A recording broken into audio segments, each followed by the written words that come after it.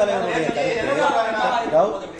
சொல்றது வந்து அந்த கடிதத்துல பாமகவுடைய தலைவர் அப்படின்னு தான் குறிப்பிட்டிருக்க தவிர்த்து அன்புமணி ராமதாசன் எங்கேயுமே குறிப்பிடலன்றது அவங்களுடைய வாதமா இருக்கு. எந்த இடத்துலயுமே அன்புமணி ராமதாசன் குறிப்பிடல, வெறும் பாமக வந்திருக்கு. அதை எப்படி நீங்க வந்து அன்புமணி ராமதாசன் தலைவரை அங்கீகரிச்சுதான் கிளைம் பண்ணிக்கிறீங்க அப்படின்னு சொன்னதான் அவங்களுடைய கேள்வி.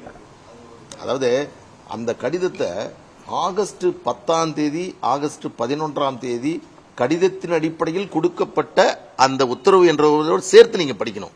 அந்த கடிதம் தைலா நம்ம டி நகருக்கு வருது. அந்த கடிதத்தில் அவங்க கொடுத்திருக்கிறது கால நீட்டிப்பு. அந்த கால நீட்டிப்பை கேட்டது நாங்கள். அதற்கான உத்தரவு என்பது வழங்கப்பட்டிருக்கு. அப்படி இருக்கின்ற பொழுது நீங்க சொல்றபடியே பேர் போடல, தலைவர் தான் போட்டிருக்கு. என்ன தேர்தல் ஆணையம் சொல்லியிருக்கு?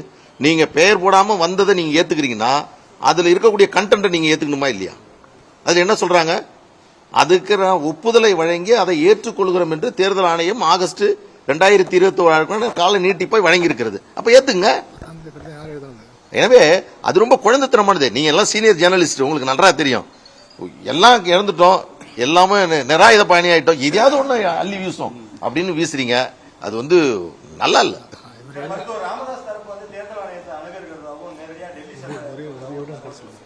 அதாவது ஆரோக்கியமாக ஒரு போட்டி என்று வந்துவிட்டால், ஒரு அதிகார போட்டி என்று வந்துவிட்டால் அதற்காக முயற்சி செய்வது தவறில்லை, அது பண்ணுங்க. ஆனால் அவங்களுடைய செயல்பாட்டில் ஒரு கன்சிஸ்டன்சி இல்லை.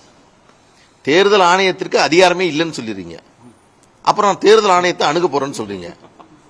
அதற்கு அடுத்தது என்ன சொல்றீங்கன்னா, கோர்ட்ல போய் கேவியட் பெட்டிஷன் போடுறீங்க. நாங்க கேஸ் போட்டுருவோமா, அதை தடுக்கிறதுக்காக போய் போடுறோம்னு சொல்றீங்க. இப்ப என்ன சொல்றாங்கன்னா, அந்த கேஸ் போறதுக்கான டாக்குமெண்ட் எல்லாத்தையும் நாங்க கலெக்ட் பண்ணிட்டு இருக்கோம் அப்படின்னு சொல்றீங்க. நான் அப்பவே சொன்னேன், கேஸ் யார் போடணுமோ அவங்க போய் கேவியட் மனுவை போடுறீங்க, இது நியாயமே இல்லை அப்படின்னு நான் சொன்னேன். எனவே அவர்கள் ஒரு கன்சிஸ்டண்டா அவருடைய செயல்பாடுகள் என்பது அமையவில்லை அப்படிங்கிறது. அதே மாதிரி கட்சியினுடைய தலைவராக பொதுக்குழு தான் தீர்மானிக்க முடியும், தேர்ந்தெடுக்க முடியும். மருத்துவர் ஐயா அவர்கள் தன்னைத்தானே தலைவராக அறிவித்தார். இது செய்தியில் வாழ்ந்தது. He himself declared as a president பத்திரிகையில் வந்திருக்கு. அதற்கு பிறகுதான் பொதுக்குழுல அதை வந்து மீண்டும் சொல்றாங்க. எனவே அப்படி ஒரு இது வந்து ஜனநாயக அமைப்பு, எல்லோரும் சேர்ந்து நடத்த வேண்டியது. இன்னொன்னு, நாங்க வந்து ஏறக்குறைய ஒவ்வொரு இந்த விஷயம் தொடர்பாக தேர்தல் ஆணையத்திற்கு உரிய விதத்தில் நாங்கள் சொல்லியிருக்கோம். எங்களுக்கு இந்த அறிவிப்பு, எங்களுக்கு மாம்பழம் சின்னம் கொடுத்துருக்காங்க. மாம்பழம் சின்னம் கொடுத்ததுக்கான அறிவிப்பு வந்திருக்கிறது. கட்சி தலைவர், செயலாளர், பொருளாளர் கால் நீட்டிப்புக்கான அறிவிப்பு வந்திருக்கிறது. இதுவரையில் அவங்க வந்து ஒரு 7-8 கடிதங்கள் அவர்கள் தரப்பில் இருந்து கொடுக்கப்பட்டதாக சொல்லப்படுகிறது. ஏதாவது ஒரு ரிப்ளை, ஒரு அக்னாலஜ்மெண்ட், ஒரு ஏடி கார்டு அவங்களுக்கு வந்திருக்கா? இதுதான் நீங்கள் கவனிக்கப்பட வேண்டியது. எனவே அவர்கள் தேர்தல் ஆணையம் என்பது ஒரு மிகப்பெரிய ஒரு ஆணையம். இந்தியா முழுவதும் இருக்கக்கூடிய அரசியல் கட்சிகளை மக்கள் பிரதிநிதித்துவ சட்டத்தின் அடிப்படையில் செயல்படுத்தக்கூடிய அதிகாரத்தில் இருப்போம். யார் வேணாலும் கடிதம் கொடுக்கலாம்.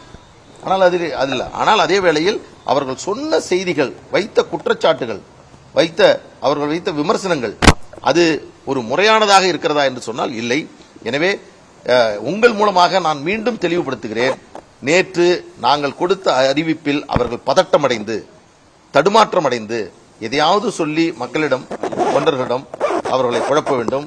ஐயாவையும் அது இல்லையா, இது இல்லையா, இது இப்படி நடந்துருச்சுங்க, இப்படி ஏமாத்திட்டாங்கயா, இதுதான் ஏன் உண்மை என்று சொல்லியும் ஐயா அவர்களுக்கு நன்றாக தெரியும்.